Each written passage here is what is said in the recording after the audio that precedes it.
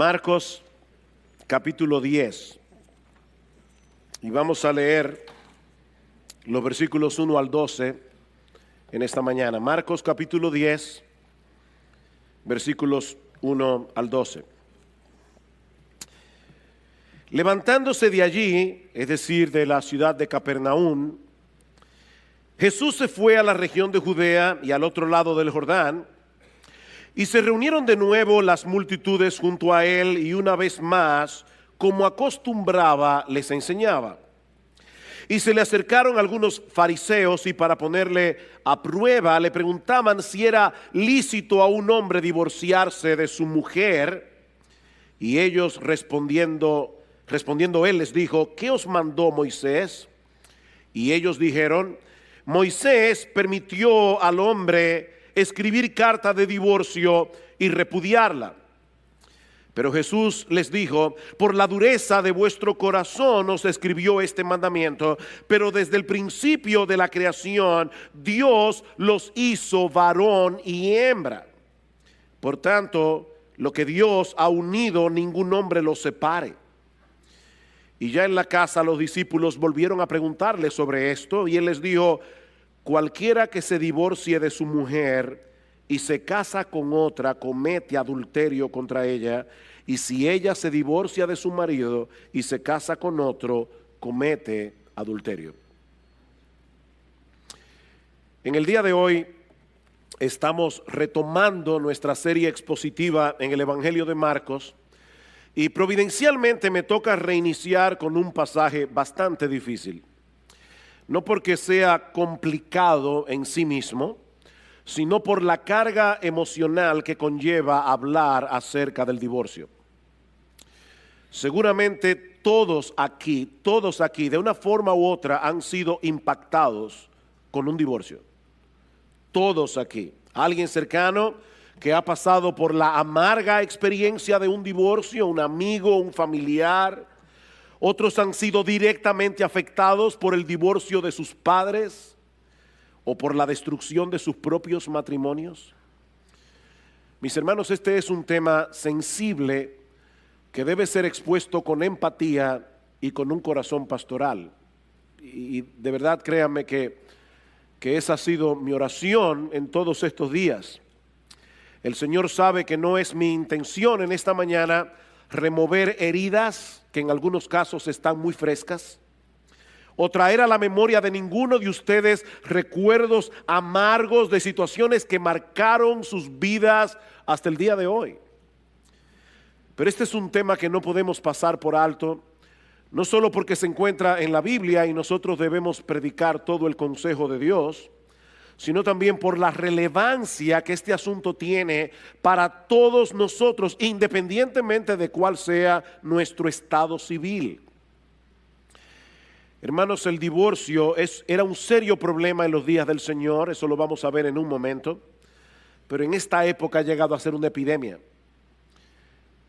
En la década del 2005 al 2014, en República Dominicana, se registraron 176.561 divorcios.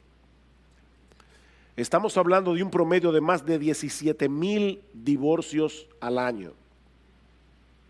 Miles y miles de personas fueron afectadas, directa o indirectamente, por cada uno de esos divorcios.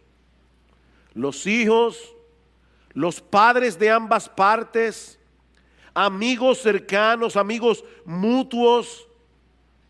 Si a eso le añadimos la cantidad de matrimonios que no se han divorciado legalmente, pero que viven dentro de la misma casa y bajo el mismo techo, como si estuvieran divorciados, estamos hablando de una crisis de enormes proporciones. Y es una crisis que no parece que vaya a mejorar en el futuro por la forma tan ligera como muchos toman hoy el voto matrimonial. Una conocida actriz de televisión norteamericana, que para colmo profesa ser cristiana, dijo lo siguiente después de haberse divorciado de su esposo para poder dedicarse más de lleno a su carrera. Ella dice: yo soy más feliz ahora que lo que era antes del divorcio, porque ahora soy yo misma tomando mis propias decisiones. Y más adelante añadió: mi esposo y yo ahora somos más felices siendo amigos divorciados que siendo enemigos casados. Eso suena bastante lógico, ¿verdad? Parece razonable pensar que es mucho mejor tener un amigo con el que una vez estuviste casado que tener a un enemigo en tu misma casa. Eso parece razonable. Pero hermanos, ¿qué enseña la palabra de Dios con respecto a esto? ¿Es el matrimonio una relación que podemos tratar con tanta ligereza, que podemos dar por terminado a conveniencia? Esa es la pregunta que yo quisiera responder en esta mañana a la luz de este pasaje del Evangelio de Marcos, que gira en torno, a una pregunta que hicieron los fariseos. Ellos estaban interesados en hablar acerca del divorcio, pero como veremos en un momento, Jesús estaba interesado en hablar acerca del matrimonio. Ellos querían saber acerca del divorcio. Jesús quería que todos nosotros supiéramos algo acerca del matrimonio.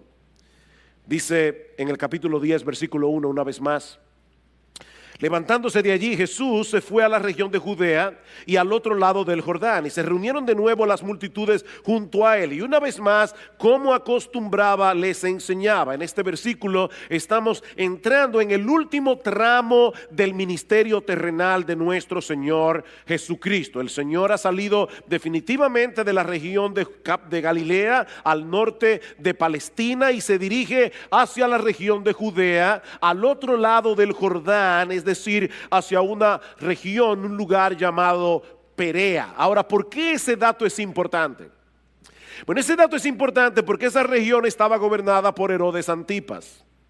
Y si ustedes recuerdan, Herodes Antipas le había quitado la mujer a su hermano Felipe y se había casado con ella, y luego mató a Juan el Bautista porque había denunciado su divorcio ilegítimo. Y era en ese lugar donde se encontraba Jesús cuando los fariseos vinieron con esta pregunta inocente. Una gran multitud se congrega a su alrededor. El Señor comienza a enseñarles la palabra y entonces aparecen los fariseos y deciden ponerle al Señor una emboscada, preguntándole sobre un tema sumamente controversial y sumamente peligroso en esa región particular de la tierra de Palestina: la legitimidad del divorcio. Versículo 2: y se le acercaron algunos fariseos y para ponerle a prueba le preguntaban si era lícito a un hombre divorciarse de su mujer. En Mateo 19:3, que es el pasaje paralelo, nosotros encontramos la misma pregunta, pero en términos más concretos: ¿es lícito a un hombre divorciarse de su mujer por cualquier causa? Noten, mis hermanos, y esto es importante, que ellos están presuponiendo que el divorcio está permitido. La pregunta no es si era lícito el divorcio, la pregunta es si era lícito hacerlo por cualquier causa, hacerlo por cualquier motivo. Y el trasfondo de esta pregunta es la correcta interpretación de lo que decía la ley de Moisés en Deuteronomio 24. Los israelitas habían estado inmersos en la cultura egipcia por más de 400 años, donde fueron esclavos, y habían absorbido muchas de sus costumbres paganas, incluyendo una visión muy ligera acerca del matrimonio. Tal parece que el divorcio era muy común entre los israelitas en ese tiempo, pero en vez de prohibir el divorcio, lo que hace el Señor es regularlo, introduciendo una limitante en un caso particular. Yo voy a leerles Deuteronomio 24, no tienen que buscarlo, pero en los versículos 1 al 4, esto es lo que dice la palabra de Dios. Cuando alguno toma una mujer y se casa con ella. Si sucede que no le es agradable por haber encontrado algo reprochable en ella y le escribe certificado de divorcio y lo pone en su mano y la despide de su casa y ella sale de su casa y llega a ser mujer de otro hombre. De paso, hermanos, Dios no habla por hablar. Si Dios tuvo que regular en ese caso es porque eso estaba sucediendo muy a menudo. Los hombres estaban divorciándose de sus mujeres por cualquier cosa. Ellas se iban y se casaban con otra persona y dice ahora el Señor, si el segundo marido también la aborrece y le escribe certificado de divorcio, lo pone en su mano y la despide de su casa, o si muere este último marido que la tomó para ser su mujer, y aquí está la ley: al primer marido que la despidió no le es permitido tomarla nuevamente como mujer porque ha sido menospreciada, pues eso es abominación ante el Señor. No traerás pecado sobre la tierra que el Señor tu Dios te da por heredad. Es a ese pasaje que están aludiendo los fariseos en Marcos capítulo 10. Ahora, este pasaje no promueve el divorcio. De hecho, este pasaje ni siquiera nos da un juicio de valor sobre cómo deberíamos ver el divorcio. Simplemente regula este caso particular. Si una persona se divorciaba de su mujer por haber hallado en ella algo reprochable y esta mujer se casaba con otro hombre, si se daba el caso de que ese otro hombre también se divorciara o muriera, su primer marido no podía volver a casarse con ella bajo ninguna circunstancia. Y básicamente lo que Dios está diciendo aquí es: la mujer no es un juguete que tú puedes desechar cuando tú quieras y volverla a tomar cuando tú quieras. Piénsalo bien antes de poner en su mano una carta de divorcio. Mis hermanos, la relación matrimonial no es como el contrato de cable. Cuando tú tienes un cable, cable TV en tu casa, tú puedes buscar otra compañía, a tratar, a ver si los canales que tienes son mejores que los que tú tienes en el otro plan. Y si no te conviene, puedes volver a la otra compañía, de nuevo, a la anterior. Pero Dios está diciendo: no hagas eso con el matrimonio. El matrimonio es un vínculo sagrado. El matrimonio no puede ser tratado con tanta ligereza. Ahora bien, ¿a qué se refiere el texto de Deuteronomio 24 al hablar de algo reprochable o de algo indecente, como dice la Reina Valera del 60?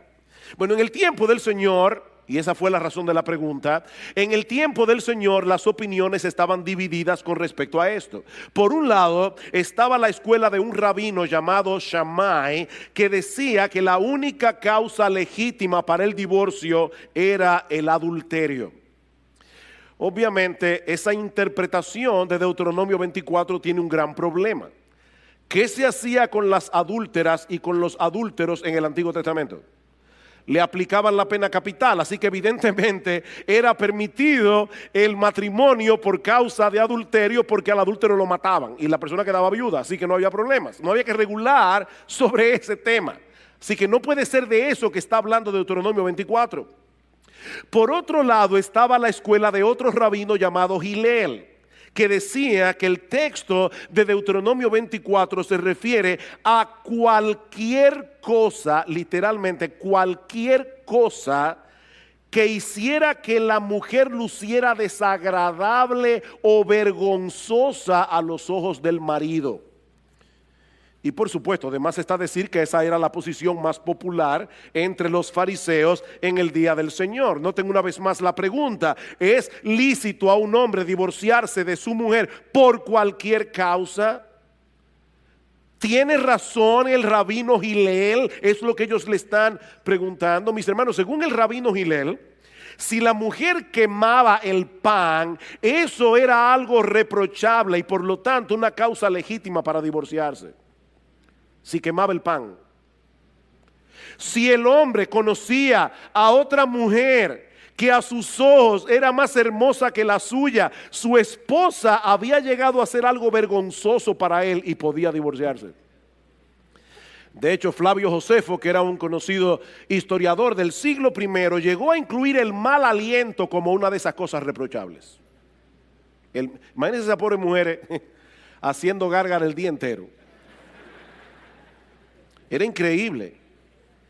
Y aunque nosotros no tenemos el tiempo para considerar en detalle Deuteronomio 24, muchos estudiosos del Antiguo Testamento, y yo concuerdo con esto, piensan que esa cosa indecente, esa cosa reprochable puede referirse a una conducta indecorosa de parte de la mujer que no llegaba a ser adulterio. O sea, probablemente se refiere a un hombre que ve a su esposa comportarse de una manera que para él era vergonzoso, pero no llegaba a ser un adulterio que justificara que ella fuera condenada a la pena capital. Ahora, es un texto difícil. El punto es que los fariseos no estaban interesados en conocer su interpretación. Ellos querían hacer quedar mal a Jesús delante de la gente. Tal vez sospechaban que el Señor iba a estar de acuerdo con la posición más estricta y que eso iba a restarle popularidad. O tal vez esperaban ponerlo en una situación bien difícil con Herodes Antipas. Recuerden que Marcos dice, ellos lo pusieron a prueba. Esto fue una emboscada, mis amados hermanos. Ellos pusieron a Jesús en riesgo. ¿Cómo resuelve Jesús este dilema? Llevándolos a considerar el diseño original de Dios para el matrimonio. Ya vimos la pregunta de los fariseos, veamos ahora en segundo lugar la respuesta de Jesús. Versículo 3. Me encanta esta respuesta. Y respondiendo él les dijo, ¿qué os mandó Moisés? Es una pregunta interesante. El Señor apeló a la Biblia, no a la opinión de un rabino, no a ninguna escuela rabínica. Ellos estaban diciendo, ¿qué te parece lo que dice Gilel o lo que dice Shammai? Y Jesús le dice, ¿qué le parece a ustedes si vamos a la Biblia? ¿Qué dice Moisés? Jesús descansaba plenamente en la autoridad de las Escrituras, no en la opinión de los hombres. Mis hermanos, lo que la Biblia dice es lo que Dios dice. Lo que la Biblia dice es lo que Dios dice, porque este libro que fue escrito por hombres inspirados por el Espíritu Santo. No importa cuál sea el tema que estemos tratando, lo que Dios dice en su palabra es lo que le pone punto final a cualquier cosa. No lo que a nosotros nos parece más lógico en una situación particular. Y yo digo esto porque muchas veces cuando estamos hablando acerca de este tema del divorcio y del nuevo matrimonio, nosotros cometemos el error de argumentar a favor de una postura partiendo de un caso particular que apela a nuestra sensibilidad. Casos que no nos ayudan a ser objetivos porque apelan a nuestras emociones. ¿Cuántas veces hemos oído este ejemplo? ¿Qué debe hacer una mujer que está casada con un hombre que casi ni habla? Y cuando abre la boca, o es para pelear, o es para demandar algo, o es para criticar. ¿Debe continuar casada con ese patán? Miren, mis hermanos, yo no quisiera que esto sonara a falta de empatía con las mujeres que están pasando por esa terrible situación, pero esa no es la primera pregunta que nosotros debemos hacer. La primera pregunta es, ¿qué dice Dios en su palabra acerca del matrimonio? Otra vez, el Señor Jesucristo es la segunda persona de la Trinidad. Él es la compasión encarnada. Si hay alguien, mis amadas hermanas, que entienden cuando ustedes son maltratadas verbalmente o emocionalmente por sus maridos, si hay alguien que las entiende, es el Señor. Sin embargo, Él basó su argumentación en las Escrituras. ¿Qué dice la Biblia? Aunque este es un tema que nos impacta emocionalmente, hermanos, no podemos tomar decisiones sobre la base de nuestras emociones. Debemos tomar decisiones sobre la base de lo que Dios ha revelado en su palabra. ¿Qué os mandó Moisés? Versículo 4. Ellos dijeron, ¿Moisés permitió al hombre escribir carta de divorcio y repudiarla? Y Jesús le dijo, sí, por la dureza de vuestro corazón os escribió este mandamiento, pero desde el principio de la creación Dios los hizo varón y hembra. Deténganse allí un momento. Los fariseos tenían una visión tan distorsionada del matrimonio que lo único que parecía importarles eran las disposiciones legales. Mientras el marido cumpliera con poner en la mano de su mujer desechada una carta de repudio tal como estaba estipulado en la ley, todo estaba bien. Pero Jesús quiere hacerles ver que lo que está en juego aquí es mucho más importante que un documento legal. Vuelvan al Génesis, les dice el Señor, para ver cuál fue el diseño original de Dios con respecto al matrimonio. ¿Cómo debía ser el matrimonio antes de la entrada del pecado, antes de que el pecado del hombre dañara las cosas? Porque ese diseño original, y subrayen esto en negrita, ese diseño original sigue siendo la norma para nosotros hoy. Sí, vivimos en un mundo caído, vivimos en un mundo dañado por el pecado, donde muchos matrimonios no son lo que deben ser, pero aún así el matrimonio debe funcionar conforme a su diseño original. Desde el principio de la creación, dice Jesús, Dios nos hizo varón y hembra. ¿Para qué? ¿Para qué nos hizo varón y hembra? Para que nos complementemos el uno al otro. Versículo 7. Por esta razón el hombre dejará a su padre y a su madre, y los dos serán una sola carne. Por consiguiente, ya no son dos, sino una sola carne. A pesar de lo estrecha que puede ser la relación entre padres e hijos, Cristo está diciendo aquí, la relación matrimonial está supuesta a ser mucho más cercana, está supuesta a ser mucho más íntima, porque a través del pacto matrimonial los dos vienen a ser uno, una sola carne. Eso no sucede con ninguna otra relación terrenal, ni siquiera la relación entre padres e hijos. El hombre y la mujer quedan adheridos el uno al otro, de tal manera que ya no es tu vida, mi vida, es nuestra vida. Los planes de ambos, los anhelos, los problemas, las circunstancias se funden en uno solo. Y de esa manera el matrimonio viene a ser una figura, una parábola viviente, una representación de la relación que Cristo tiene con su iglesia. Eso es lo que dice Pablo en Efesios capítulo 5. Maridos, amad a vuestras mujeres, así como Cristo amó a la iglesia y se entregó a sí mismo por ella para santificarla, habiéndola purificado en el lavamiento del agua por la palabra. Dice, cuando tú te casas con tu mujer, tú eres un cuerpo con ella. Y Pablo dice, grande es este misterio, mas yo digo esto con respecto de Cristo y de la iglesia. Este mega misterio es con respecto a Cristo y la iglesia. Mis hermanos, es por eso que este asunto del matrimonio es tan importante. No solo porque el matrimonio es la relación más fundamental de la sociedad humana, sino porque está llamado a ser una parábola viviente del evangelio.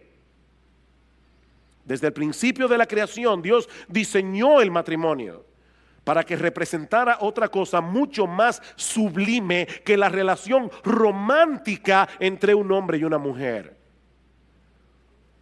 Él nos creó varón y hembra, con nuestras similitudes y con nuestras diferencias. ¿Para qué? Para que fuéramos capaces de unirnos y complementarnos el uno con el otro. Ese es el diseño original de Dios.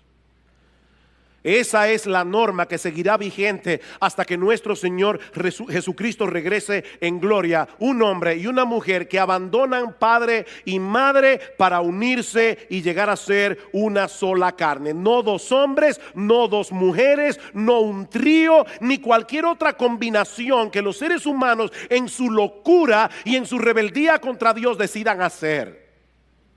Un hombre y una mujer. Y precisamente sobre la base de ese diseño, escuchen ahora la conclusión del Señor, versículo 9. Por lo tanto, lo que Dios ha unido, ningún hombre lo separe. Por lo tanto, cuando un hombre y una mujer vienen a ser uno a través del vínculo sagrado del matrimonio, Dios pone su sello sobre esa unión.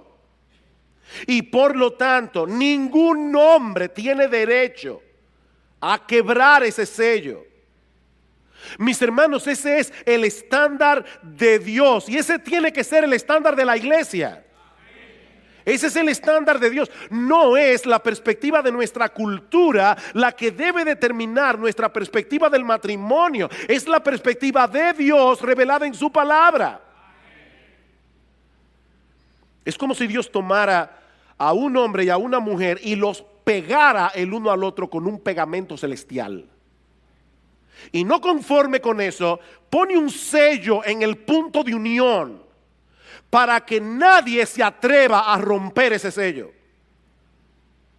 En Malaquías capítulo 2, Dios es bien claro en el versículo 15. Dice: Dios aborrece el divorcio.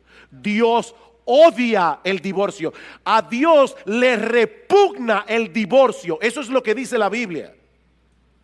Y de hecho, el texto de Malaquías es bien fuerte porque dice: y al que mancha de violencia sus vestidos. Y parece que la idea es como si tú le enterraras un puñal a la otra persona y su sangre te salpicara. Dios odia el divorcio. Alguien decía que hay al menos 3 cosas que nosotros podemos decir con toda seguridad acerca del divorcio, a la luz de la enseñanza bíblica. 3 cosas con las que todo creyente debe estar de acuerdo. Hay controversias en el pueblo de Dios con respecto a este tema, pero yo voy a decir 3 cosas que si tú eres cristiano y tú crees en la Biblia, tú vas a estar de acuerdo conmigo. La primera es que todo divorcio es contrario al diseño original de Dios. Todo divorcio es contrario al diseño original de Dios. Eso es lo que el Señor está diciendo aquí. En el principio, Dios los creó varón y hembra para que se unieran el uno al otro en un vínculo indisoluble. Eso no puede estar sujeto a debate entre personas que creen que la Biblia es la palabra de Dios.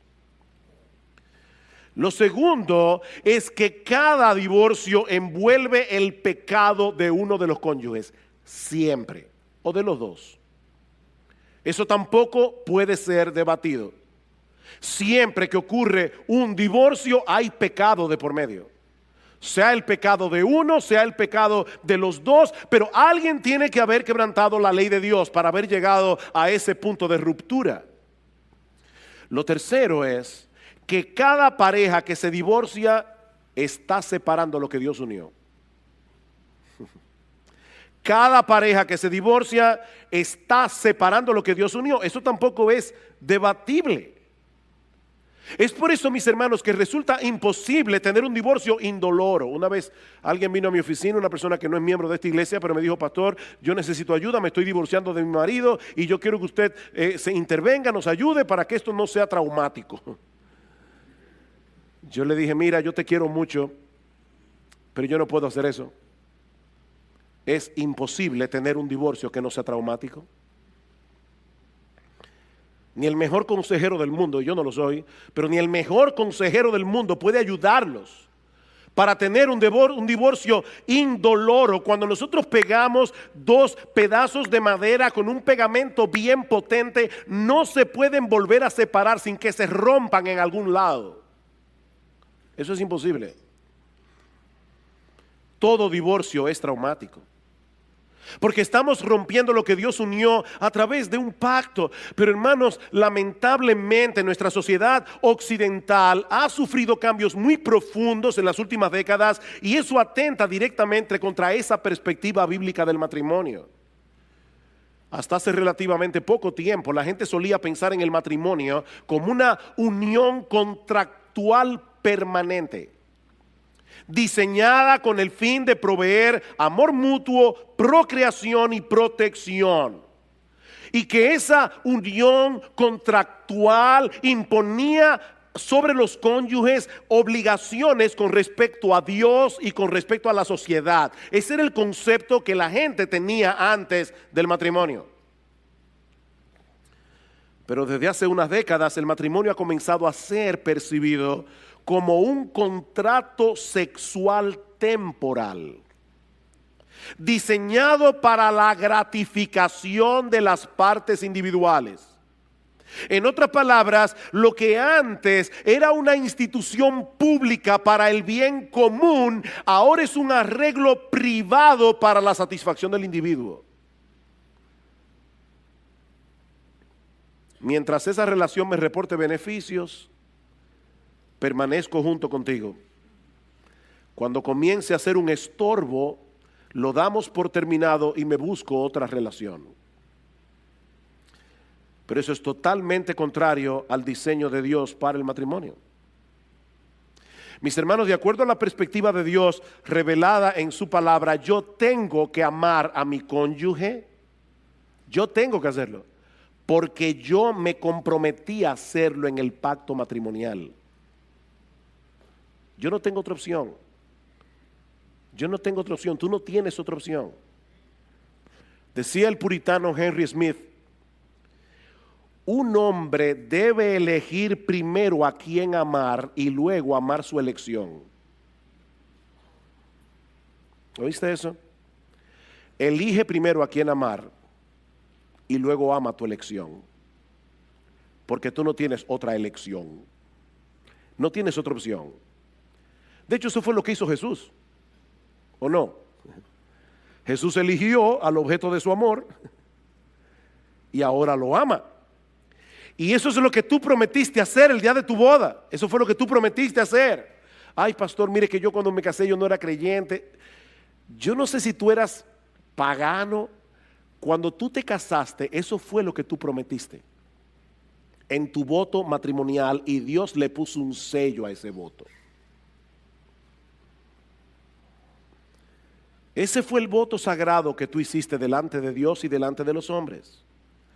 Es de ese modo que nosotros vamos a representar la relación que tiene Cristo con su iglesia, como dice el pasaje de Efesios que leímos hace un momento. Cristo nos amó cuando no había nada bueno en nosotros que nos hiciera dignos de su amor. ¿O no es así? Y ahora Él está trabajando en nosotros, porque hay muchas cosas todavía en nuestro carácter que a Cristo no le agradan. Pero ¿qué está haciendo Cristo? Él está trabajando en nosotros para que algún día nosotros lleguemos a ser la esposa que Él quiere que seamos. Y Él diseñó el matrimonio para hacer visible ante los ojos del mundo esa clase de amor. Él no nos ama por lo que somos, Él nos ama a pesar de lo que somos.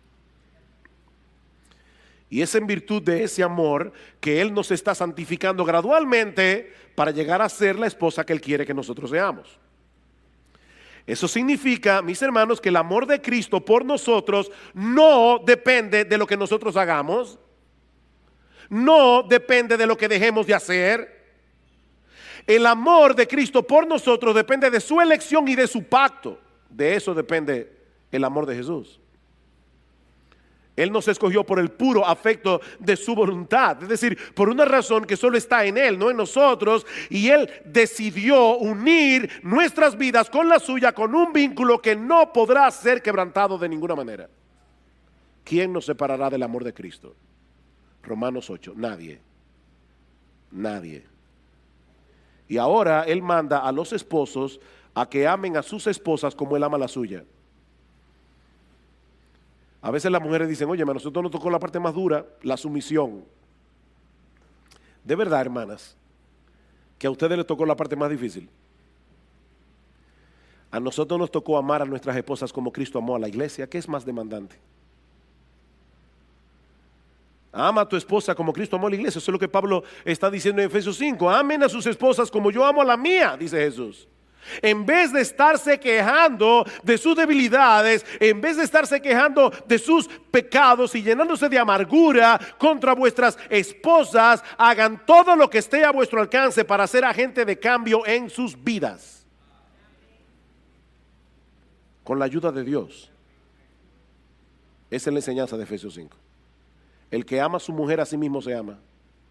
Porque nadie aborreció jamás a su propia carne, sino que la sustenta y la cuida, como también Cristo a la iglesia. Y a través del voto matrimonial, esa mujer es ahora tu carne. Tú no puedes dañarla a ella sin dañarte tú.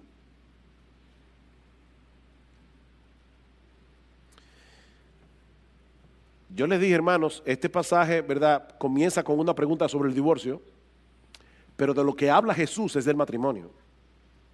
Ahora, ¿qué del divorcio? ¿Quiere decir entonces que no existe ninguna razón legítima para que una pareja se divorcie? Eso nos lleva a nuestro tercer encabezado. Ya vimos la pregunta de los fariseos, luego la respuesta de Jesús. Veamos ahora en tercer lugar la pregunta de los discípulos. Versículo 10. Y ya en la casa, los discípulos volvieron a preguntarle sobre esto. Yo me imagino a los apóstoles diciendo, pero ven acá, a final de cuentas, él no respondió a la pregunta. Ellos se quedaron dándole mente al asunto. Por lo menos no lo respondió directamente. Y yo supongo que Jesús no quiso responder, por lo menos por dos razones.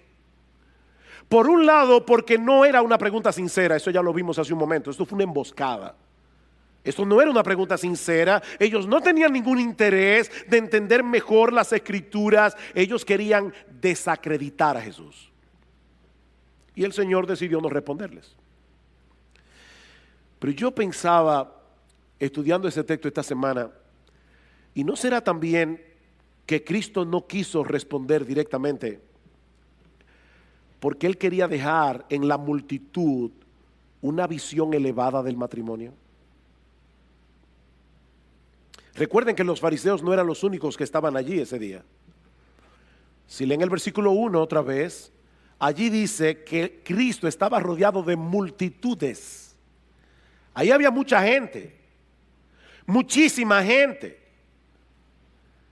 Y es muy probable que el Señor hubiera querido dejar en sus mentes la idea de que lo importante no es si existe alguna razón legítima para divorciarse. Lo importante es recordar que hay muchas razones para seguir casado. Pero los discípulos estaban inquietos. De hecho, en el pasaje paralelo de Mateo dijeron, ay mi madre, pero si eso es así no conviene casarse. Ellos estaban tan acostumbrados ya a esa cosmovisión de que se podían zafar de la mujer por cualquier cosa, que ellos llegaron a pensar, entonces no conviene casarse. Así que ellos vuelven a preguntarle al Señor en privado, y eso nos lleva a nuestro último encabezado, la respuesta de Jesús a los apóstoles. Versículo 11. Y Él les dijo, esto es en privado ahora a los discípulos, cualquiera que se divorcie de su mujer y se case con otra comete adulterio contra ella. Y si ella se divorcia de su marido y se casa con otro, comete adulterio. Ustedes ven, hermanos, por qué yo les decía que esto fue una trampa que los fariseos le pusieron a Jesús, no solamente por lo de Herodes Antipas. ¿Ustedes imaginan que Jesús viniera a un programa de televisión con un alto rating de audiencia y que le hicieran esa pregunta frente a las cámaras y Cristo dijera en nuestra sociedad, cualquiera que se divorcia de su mujer por cualquier causa, porque esa fue la pregunta, y se casa con otra persona, ha adulterado? Esta sociedad está llena de adúlteros. No hubiera sido muy popular. Seguro que no hubiera sido muy popular. Ahora, hermanos, es importante recordar cuál fue la pregunta que Jesús está respondiendo aquí en el Evangelio de Mateo. ¿Es lícito a un hombre divorciarse de su mujer por cualquier causa? La respuesta del Señor a los discípulos es por supuesto que no.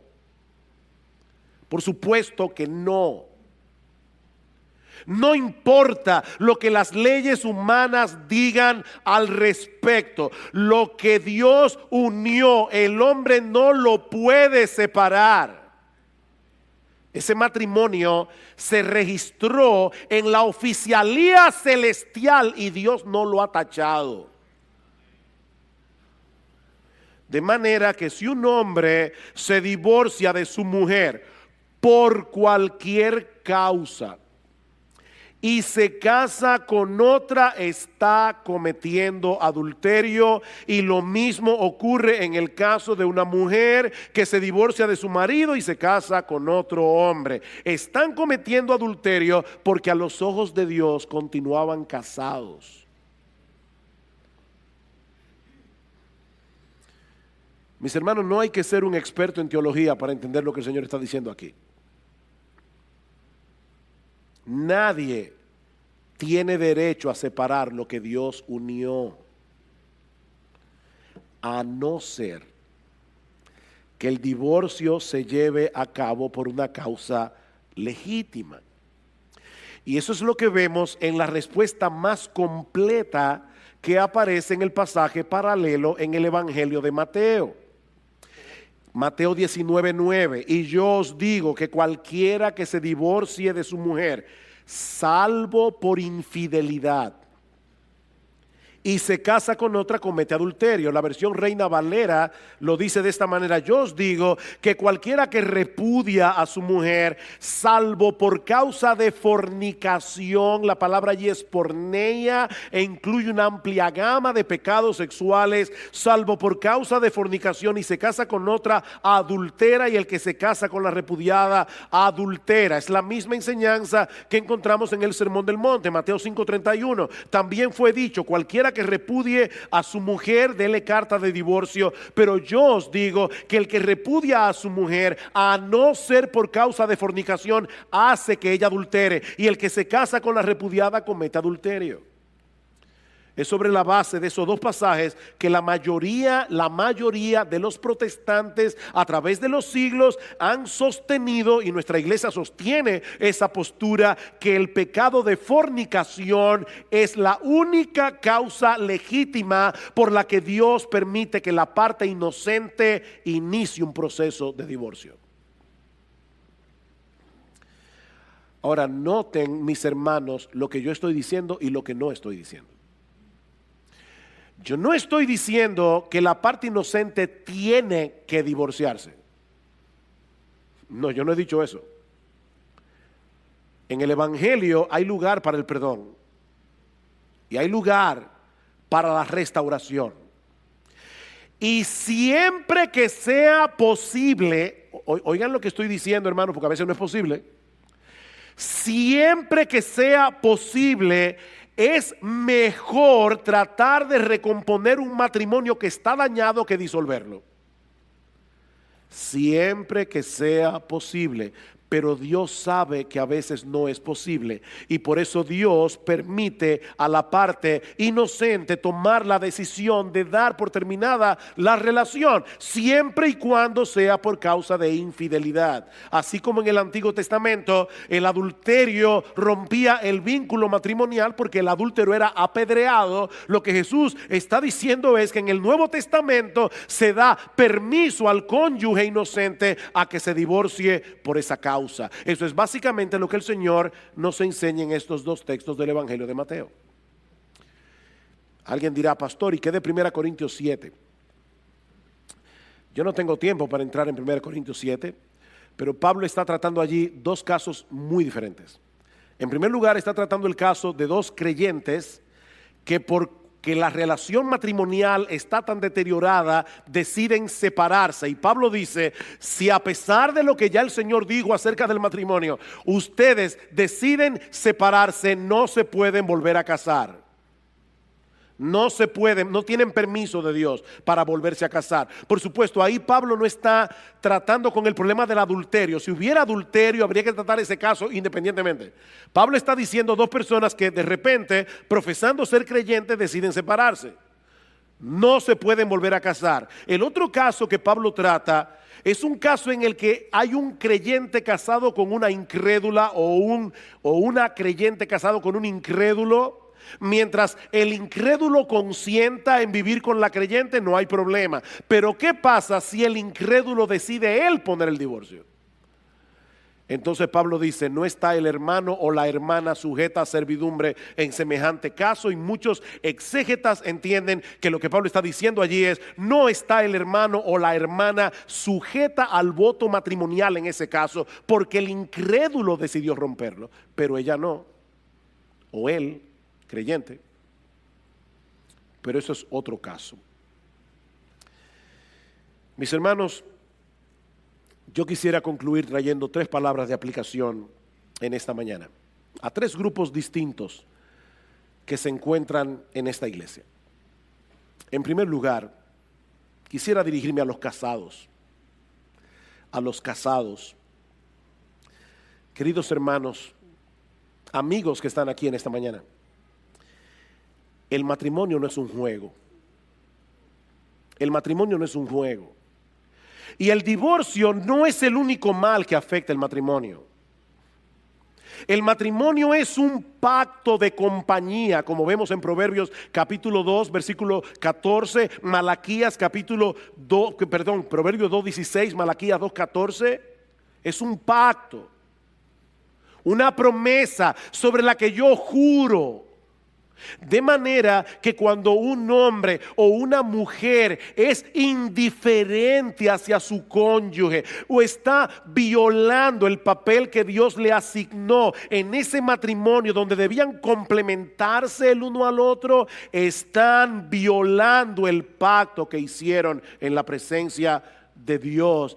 Y mis amados hermanos casados, amigos casados, nadie puede violar ese pacto sin sufrir las consecuencias. El que ama a su mujer, a sí mismo se ama. ¿Sabes por qué? Porque tu mujer es tu cuerpo. Tu mujer es tu otra mitad. Tú no puedes dejar de amar a tu esposa sin ser afectado tú. Mis hermanos, estamos viviendo tiempos muy difíciles. Por encima de todas las cosas, protejan sus matrimonios. Denle tiempo a sus matrimonios. Un buen matrimonio no se cultiva por ósmosis. Un buen matrimonio no se cultiva por generación espontánea. Un buen matrimonio hay que cultivarlo. Cuiden sus matrimonios, protejan sus matrimonios. Recuérdense una y otra vez que el gran propósito del matrimonio no es que seamos felices en esa relación.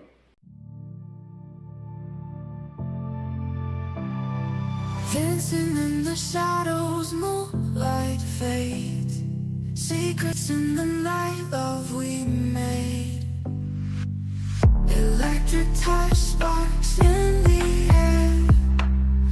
Dreamy whispers lost in your stare. Ooh, you got me falling deep underneath these midnight whispers. Every breath you take I keep lost within your haunted whisper.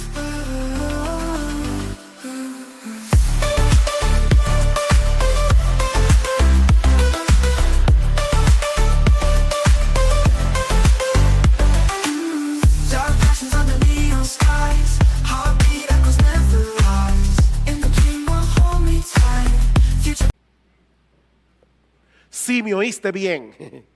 Me oíste bien. El gran propósito del matrimonio no es que seamos felices, aunque como consecuencia de cumplir el propósito por el cual Dios diseñó el matrimonio, se derive la felicidad. Como una consecuencia.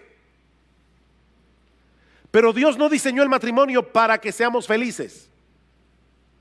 Dios no diseñó el matrimonio para que la otra persona supla lo que yo entiendo que son mis necesidades, ¿sí? Y son muchas las necesidades que son cubiertas en el matrimonio. Pero mi amado hermano, mi amada hermana, recuerda, el gran propósito del matrimonio es que representemos ante el mundo el tipo de amor, de relación que Cristo tiene con su iglesia.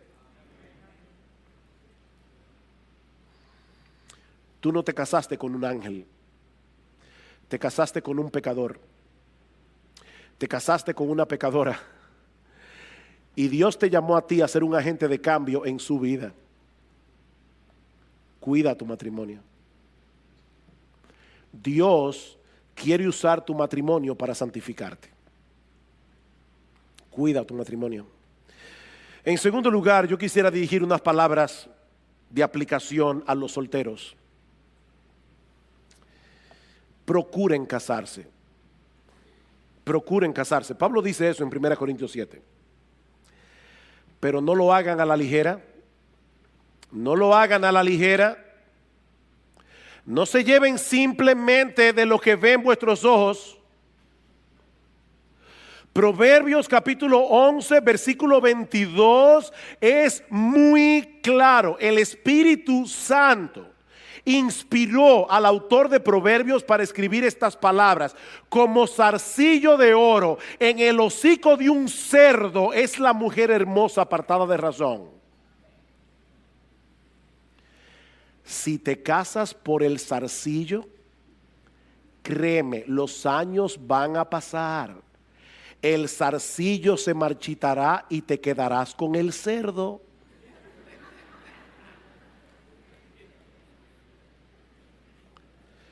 Procura casarte, pero no lo hagas a la ligera. No lo hagas por razones equivocadas. Yo no sé cuántas veces se ha dicho esta frase: yo me divorcié porque yo no encontré en el matrimonio lo que yo estaba buscando. ¿Y qué era lo que tú estabas buscando? ¿Qué era lo que tú estabas buscando? Porque tal vez el problema no es que la institución esté dañada. El problema tal vez no está en tu mujer o en tu esposo. El problema tal vez es que te casaste con expectativas equivocadas. No te cases por razones equivocadas. Sí, debes orar a Dios que te provea un compañero, pero pídele también que te prepare a ti adecuadamente para el matrimonio. Pídele a Dios que te prepare a ti. Recuerda, mi hermano, mi hermana, que tú no estás buscando primariamente a una persona que te ame.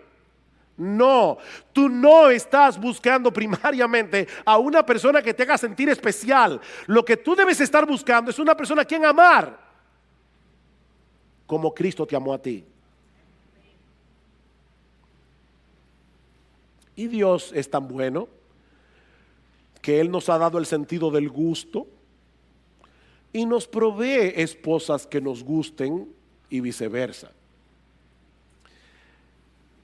Pero esa no debe ser la razón principal por la que tú escoges a una persona. Pidan consejo, jóvenes. Pidan consejo. Escuchen a sus padres. Escuchen a los que están dispuestos a decirles lo que a ustedes no les gustaría oír. Es con esa gente que deben buscar consejo antes de casarse. Porque el matrimonio no es solo para toda la vida. El matrimonio determinará en muchos sentidos tu felicidad o tu desgracia en este mundo. Pero también, y esta es mi mayor carga en esta mañana, yo quisiera dirigir unas palabras a los divorciados. Yo sé que lo que se ha dicho hoy acerca del matrimonio y acerca del divorcio tiene que haber sido duro de escuchar para algunos de ustedes. Y de verdad, eso mi esposa lo sabe porque se lo decía en estos días, eso ha cargado mucho mi corazón. Mucho. Y he pensado en algunos de ustedes por nombre. Si tú eres creyente, recuerda que tu identidad primaria no es divorciado o divorciada. Esa no es tu identidad.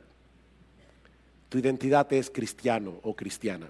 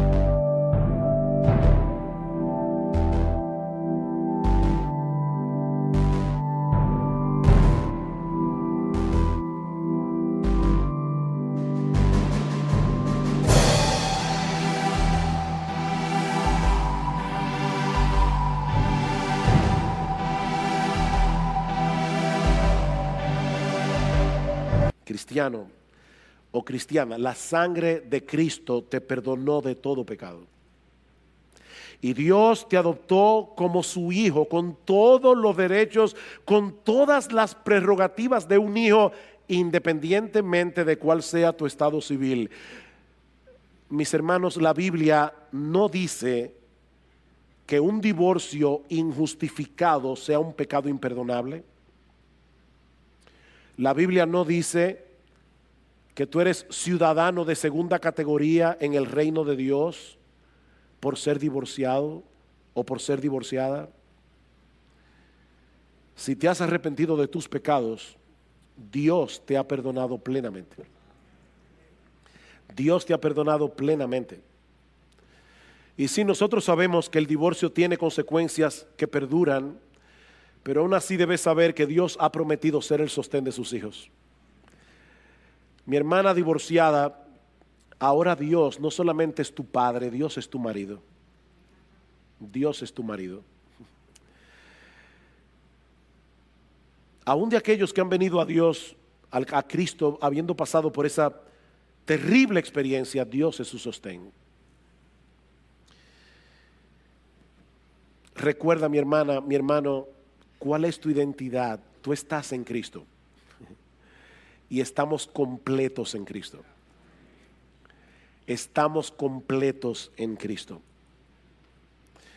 Y si tú estás aquí en esta mañana, el tiempo se me ha ido y aún no te has arrepentido de tus pecados, tú debes saber que en Cristo hay perdón para todo aquel que cree. Cristo vino a buscar y a salvar lo que se había perdido. Y ahora no estoy hablando únicamente a divorciados, porque el matrimonio no es lo único que el hombre ha dañado por su pecado. Cristo vino a redimir al hombre de todas las consecuencias que han venido sobre nosotros por causa de nuestra condición caída, independientemente de nuestro estado civil. Divorciarse injustificadamente no es el único pecado que un hombre puede cometer. Pero ¿sabes qué, mi amigo? En Cristo Jesús hay perdón para todo tipo de pecado y hay perdón para todo tipo de pecador.